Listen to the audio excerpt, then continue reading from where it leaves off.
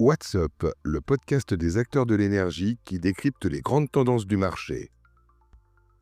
Un podcast Gazélec en partenariat avec SIA Partners. Bonjour, je suis Sébastien Zimmer, je suis partenaire au sein de la BU Énergie de SIA et j'ai le plaisir aujourd'hui d'être avec Hugo Biglet qui représente la société ACT Commodities. Bonjour Hugo. Bonjour Sébastien, très heureux d'être là. Hugo, vous êtes responsable de l'activité d'origination et de transactions structurées pour l'Europe chez ACT Commodities. Est-ce que vous pourriez nous expliquer en quelques mots en quoi consiste votre activité ? Oui, avec très grand plaisir. Merci Sébastien.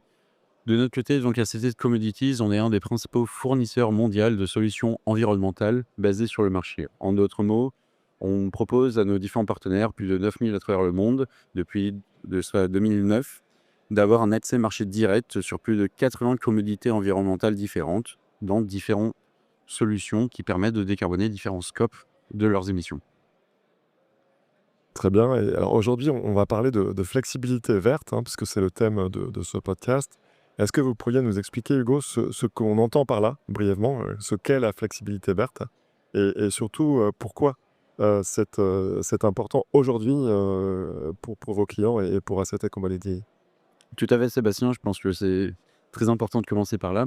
Aujourd'hui, peut-être qu'on peut commencer par comment est le réseau aujourd'hui. Par exemple, les auditeurs qu'on va avoir aujourd'hui qui vont écouter ce podcast, en fonction de l'heure dans la journée dans laquelle ils vont écouter notre émission, ils vont avoir une émission carbone liée à leur consommation d'électricité qui va fluctuer. Fluctuer, non pas d'une manière négligeable, mais assez importante.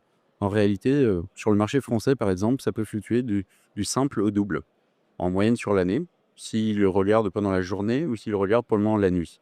Et ça, dans d'autres pays européens, ça peut même aller du simple au quintuple. Et donc aujourd'hui, il y a un vrai sujet, plus que juste dire qu'on est vert à 100%. Aujourd'hui, ici à Gazélec, on a plein de sociétés qui disent être vertes, plein de fournisseurs qui le sont à 100%. Mais par contre, on n'arrive toujours pas pourtant à stocker l'électricité renouvelable à grande échelle. Et donc, il y a de plus en plus un sujet qui se pose aujourd'hui sur la notion de flexibilité, et d'autant plus la flexibilité verte, pour être sûr et certain qu'en plus de meilleure stabilité du réseau, on va essayer d'apporter plus de verdification et de moins d'émissions heure par heure sur ce réseau. Et donc, on va parler de la notion de flexibilité verte, qui est un peu le sujet d'aujourd'hui. Très bien. Donc si je comprends bien, il s'agit en fait d'associer des certificats ou des garanties d'origine de façon horaire, en tout cas de façon corrélée dans le temps, avec les profils de production ou de consommation de vos clients. C'est bien ça? Exactement, la flexibilité consiste véritablement à essayer d'avoir un bon équilibrage entre la production et la consommation du réseau électrique, équilibre qui est nécessaire pour la viabilité de ce dernier, mais qui doit aussi se faire non pas sur des solutions carbonées. Aujourd'hui, beaucoup de flexibilité se fait avec des unités de production de pointe qui peuvent être au charbon, au gaz, au fioul, des unités qui sont, elles, très émettrices. Et donc, si on veut éviter de sombrer dans le modèle renouvelable allemand, par exemple, ou néerlandais, avec beaucoup plus de renouvelables que nous sur une production calendaire, mais qui, par exemple, les heures de pénombre ou les heures d'hiver sont beaucoup plus carbonées puisqu'ils n'ont pas le solaire, effectivement, aujourd'hui, on n'arrive pas à stocker l'électricité solaire pour la consommer la journée.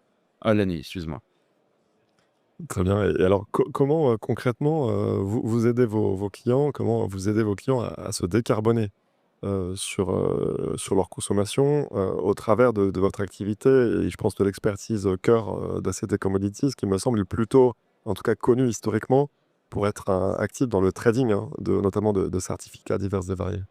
Tout à fait, ça c'est un point sur lequel on est peut-être un peu moins connu d'une manière globale, mais ACT Communities, depuis de cela plus de 5 ans, n'est plus juste un fournisseur de fournisseurs, n'est plus juste un acteur de marché. Aujourd'hui, ACT Communities a plus de 50% de son chiffre d'affaires qui est réalisé directement avec des entreprises qui viennent nous solliciter. Ce sont des grandes et moyennes entreprises, avec généralement une vocation un peu internationale, qui nous sollicitent en complément de leurs fournisseurs d'énergie pour essayer de décarboner leur activité. Et ça, sur différents scopes, que ce soit sur le scope 1, avec tout ce qui va être les projets d'efficacité énergétique. En France, on a notamment le mécanisme des C2E, très intéressant, qui va permettre de consommer moins ou faire un peu plus d'effacement. On va sans doute en parler un peu plus tard dans ce podcast de les différents leviers de la flexibilité. Mais un premier est bien sûr cette question de consommer mieux à des meilleurs moments.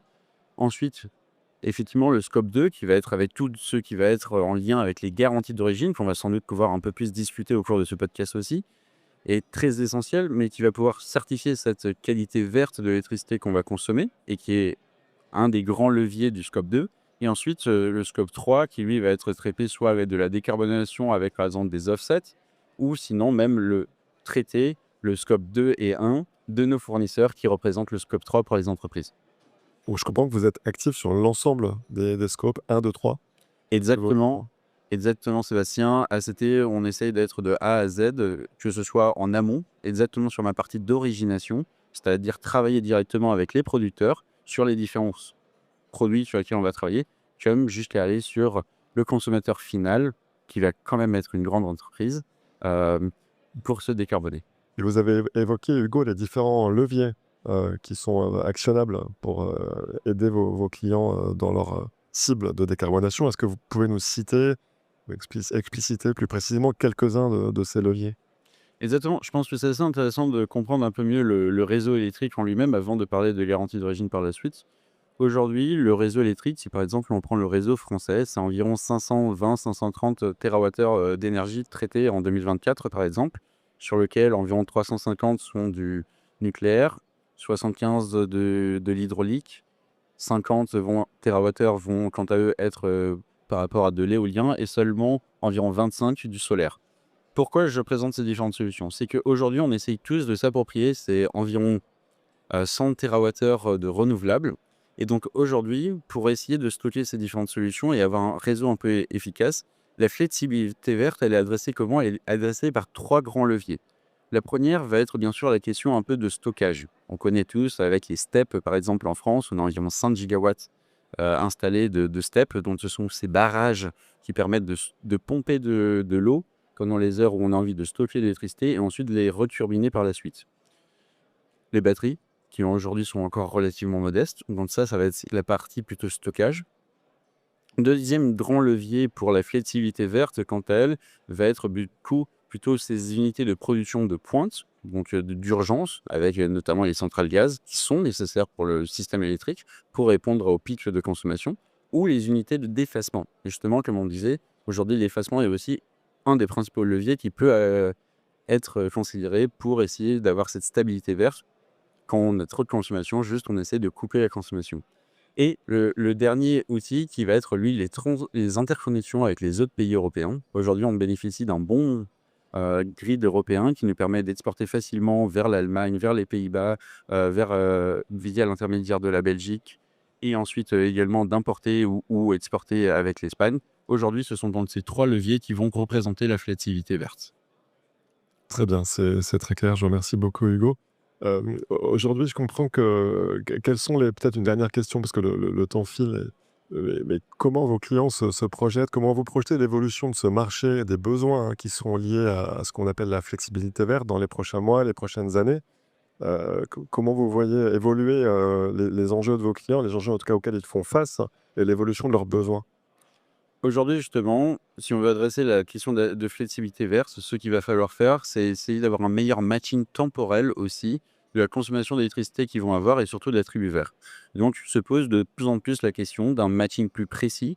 On parle beaucoup de 24/7, donc d'un matching horaire qui peut être très intéressant. On le fait avec certains partenaires dans les data centers, par exemple, qui vont vouloir véritablement démontrer que 100% du temps, à chaque heure de l'année, ils vont être verts.